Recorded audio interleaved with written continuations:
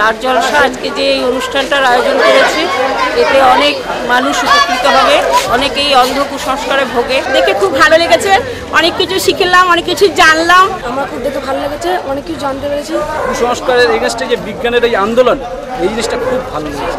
আজকের এই অনুষ্ঠানটা দেখার পরে স্টার জলসা যে বিধির বিধান অনুষ্ঠানটা করছে, এটা একটা সামাজিক কাজ।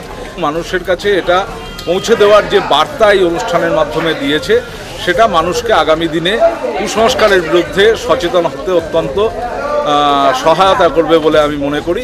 আমাদের সমাজে যেভাবে কুসংস্কারের অন্ধকার ছড়িয়ে আছে, তার থেকে আমাদের বেরিয়ে আসতে হলে এই ধরনের প্রোগ্রাম আরও বেশি হওয়া দরকার।